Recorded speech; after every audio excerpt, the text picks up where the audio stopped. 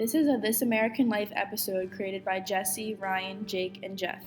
Each interview we listen to in this podcast speaks on different topics, but all seem to come together when they share similarities. We hear from a college student and three fathers who work all their lives to do right by their children. In the first interview, we meet a young college student who faces obstacles not every teenager has to deal with every day. Despite this, he makes it work. It only pushes him to work even harder while watching his health simultaneously. Okay, so I'm here with Ethan Meltzer, and I'm going to ask you a few questions. So, tell me how exactly you found out that you were diabetic. I was at camp. I had lost about 20 pounds, and everything, liquid or food, was going right through me, and I was exhausted 100% of the time. And then what? I got home. Parents told me to go upstairs and take a shower. I ended up passing out, actually, on the middle of my stairs. And the next morning, my dad took me to the doctors, and they said, you need to go get tested in the hospital. And results came back that my blood sugar was over 700, which is way above normal range. And they basically told me, you have diabetes for life. And, how did you feel? Were you too young to understand what it was? Yeah, I was only 10. So I didn't quite grasp the concept. After you found out, I have diabetes, did your life change a lot? It definitely did change a lot. I became limited in things that I could eat for a while. Like what? I was basically put on a diet of low carbs to help control my blood sugar, and until that was controlled, that's the way it was going to be. And then from there, I could eat whatever I want, but I had to be careful about it. Does it affect you now? Yes, it still does. How so?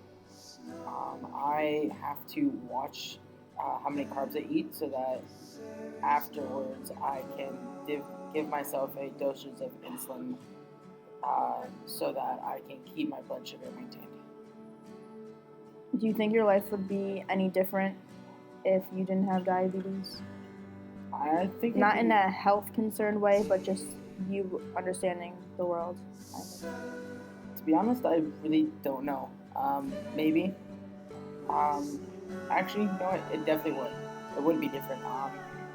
Because with diabetes, with not taking care of yourself properly, it puts you at risk for a lot of things, and it puts you on a thin line much quicker than it would for someone without it. And so it kind of puts you in the perspective of, I gotta be really careful about what I do, or at least I gotta watch and be mindful. I mean, I still do things I probably shouldn't do. Yeah. But I'm more aware of it, rather. And being so far away from home now, is your family concerned with you being so far away and having any health issues? They are, but at the same time, they also know that I'm responsible, or at least trying to be responsible enough to be able to take care of it on my own. Mm-hmm. But they're my parents, so of course they're going to worry. Is it something that stops you from doing anything that you wish to do? It doesn't stop me from doing things, but I definitely need to take breaks during things. So if I'm running around and suddenly I'm feeling shaky or something, I'm gonna have to stop my activity to make sure my blood sugar is where it needs to be, and it's not too low, it's not too high. So it doesn't stop me from doing things, but it limits me in doing those things. And you play football too, do that? I play football. How did that slow you down at all? It doesn't slow me down personally, but during playing, I just need to be careful and aware of how I'm feeling as to not pass out. Yeah. Yeah, it would be good if I passed out in the middle of the game, on the field or the court. Yeah. Would not be good. Is there anything else you want to add? I I mean, it's hard living it. It's definitely a very different lifestyle. Having to take probably a total of 5 minutes out of your day overall just to do a couple things that seem so little, but in the big picture, it's huge to my health. Um, it definitely puts new perspective on how I think, but it's something I have to learn to get through. And you have been getting through it. Like, you take care of yourself at school, you do sports and everything, you still try to do everything that a normal kid can, despite your health concerns. It's hard taking care of myself properly, especially being a teenager and all of us thinking that we're invincible. I'm learning the hard way that I'm not. No one is. But if that's the way it has to be and I have to learn it the hard way, then that's the way it's going to be. Mm-hmm. Okay, Ethan, well, thank you for your time. You're welcome. This next interview involves a divorced father who overcame the hardships of separation from his first marriage and soon found happiness in a new one. Merging two families entirely different from the other does not always come easy, but he makes it work. So after the divorce, what was the next step in your life? What did you do after that? Well, it was, very interesting being single. It gave me more opportunity to spend more time with each of my children, which I did, to spend more time independently, being able to spend more time with my friends. And I didn't really have a whole lot of future that I was really looking forward to, other than taking it day by day and going from there. And I think that we speak, about divorce is becoming very common. We all know that there is a lot of divorce in this country, and it's something we shouldn't be afraid to talk about, because it's difficult for parents and it's difficult for kids. And we need to discuss these things and be able to learn from them. It's easier for everybody to move forward. So after you got divorced, how long did it take for you to get back out on the the dating market, I would say? I was on the dating market pretty quickly, and that was just one part, of my life moving forward. But one day I met eyes with one very special lady, who was the one I ended up getting married to, your mom. Can you? Would you like to know how we met? I would. Okay. We met at a restaurant right in your hometown of Oakland. I was with my best friend, Bill, and we just went for dinner, and your mom stopped in with a friend of hers. And we met that night, but it was still, a moment to me that I still remember today, the way our eyes met, and I think we both knew at that moment that we're going to end up together somehow. So that feeling that you guys were going to end up, that was what you felt the first time you laid eyes on my mom, I would say?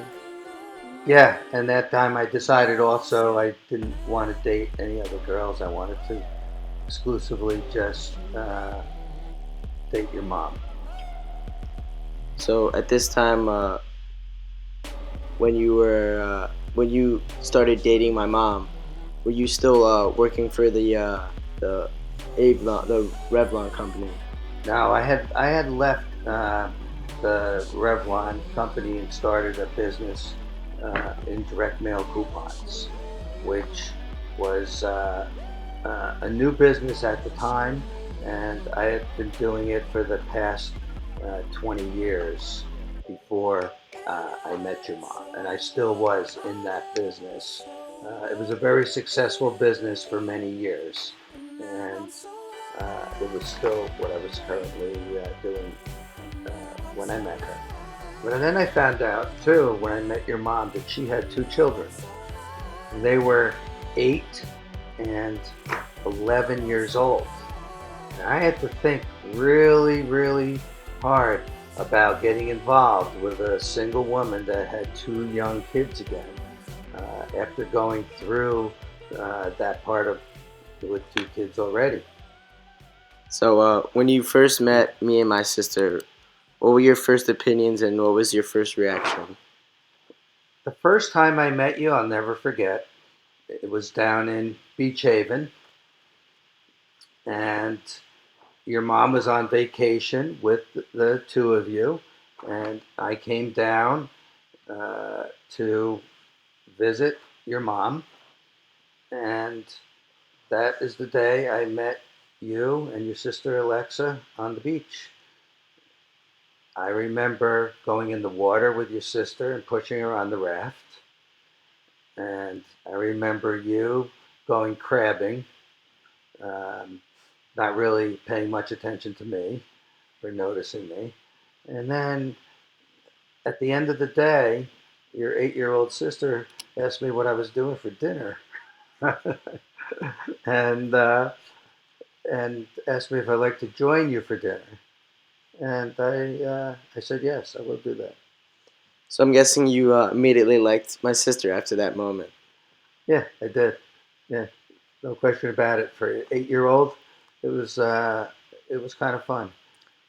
So how was the transition of kind of having now two blended families, blending your family with your two children, with your new family being with me and my sister? How was that transition? Well, yeah, as we talk today, we've been together now over 7 years. You've been my stepson for over 7 years. I've taken as much of an interest in your life and your sister's life as I did in my first two kids' life. And everything I said from earlier in our recording, in our interview about the first two, holds for you two. And there's nothing more than I want is for you and your sister both to grow up, be happy, be safe, and be successful. Our third interview is simply about a father who describes his beginning experience of parenthood. Though it's not always easy raising a child, the ultimate goal is to raise them to make their own decisions and become successful. Do you remember what it was going through your head when you first saw me? Probably not, huh? Or you just don't want to say it. That you were trouble and a lot of work. Is that how it ended up to be? Yes. What was it like when I was a baby or as a young child? Well, when you were little, you were terrible. How so? Well, locking the teachers out of daycare, always getting in fights on the school bus or in school because other kids would set you up to do it because they knew you were the dumb one that would do it. And you always got caught. What were my siblings like? Very quiet, sneaky. You were the loud one. What were the hardest moments you had when I was growing up? Peace and quiet and time alone. If you could do everything again, would you raise me differently? You've turned out pretty good, but back then, oh yeah. Would have changed a lot. Well, what advice would you give me about raising my own kids? I don't know. I wish your kids will be just like you, if not worse. Thanks. What are your dreams for me? That you become very successful, and so when Mom and I are very old, you can take care of us. How did you meet Mom? That was a nunk. A nunk set us up. Are you proud of me? Now I am. Back then, I was not.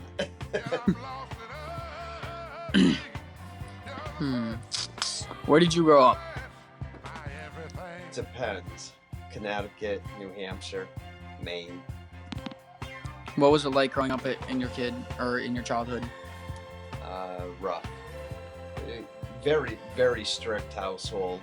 Had chores. Working the family farm, stuff like that came before any kind of playtime. Who were your favorite relatives? My grandmother. Why? We were just very close. Do you remember any of the stories that they used to tell you?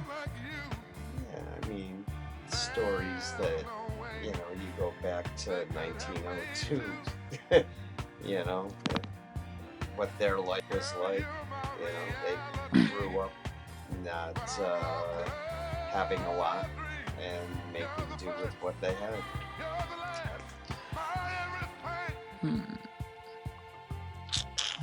What were your parents like? Mom was a stay-at-home mom, and Dad worked a lot, and because he worked a lot, I was expected to take care of the house and the farm. What was the happiest moment of your life? And don't be cheesy, just say mom, because she's right there. Probably when my daughter was born. Also cheesy, but very respectful. Saddest? The saddest was probably finding out she would never grow up to be a normal child. Who was the most important person in your life? Outside of my grandmother, my mentor that helped me through my years of work, a gentleman by the name of Bill, kind of took me under his wing and taught me a lot of things and gave me a lot of opportunities to where I am today. The last interview we listened to talks about the third dad we introduced, who's very similar to the last. He talks about parenthood and what's led up to where his child is today. That's putting it lightly. This one is kind of weird. All right, Dad, I'm going to ask you a number of questions for my class, and just be honest. How did you choose my name? Oh, your name was a little bit of a debate. Your mom wanted Lewis. I wanted Codith. Cole came up. Sam. Brad. But we decided to go with Jeffrey because I was really fond of those Toys R Us commercials. That's great to know. What was I like as a baby? You were kind of this little circular blob sphere thing, chubby little baby in your little crib, walking all over the place. A ton of fun, son. Do you remember any songs Mom used to sing to me as a kid? It was the song with that damn dinosaur she was so fond of. It was Barney. That's the name, Barney. It was the I Love You, You Love Me song. Your mom sang that to you till she was damn near blue in the face. All right, and what were the hardest moments you had when I was growing up? Hardest moments, I'm going to go with getting some sleep. You was an active child, and 2 hours and Jeffrey was up and ready to go, so it's definitely adjusting to the sleep pattern. All right, and what advice would you give me about raising children? Don't do it. It's just worry about your own life and keep your minds on the books and off the gals. All right, and how did you meet Mom? I believe it was a Saturday morning. Going on down to the fish market, getting some fresh tilapia and cod. Seen this beautiful old gal in the sundress, and I just knew over then that she was going to bear my child. All right, I just want to know, are you proud of me? There's definitely room for improvement, but so far so good. We're definitely proud of you, Jeffrey. Definitely proud of you. Thanks, love you too, Dad. So basically, everything we heard in this podcast are just 4 more individuals who live this American life. We all go through our ups and downs, but that's what makes us who we are. Being a diabetic doesn't stop Ethan from doing what he loves. Ryan, Jeff, and Jake's parents never thought being a father would come easy, but they managed to grow up with their children. We all may be different in our own ways, but share common goals: to live life in happiness.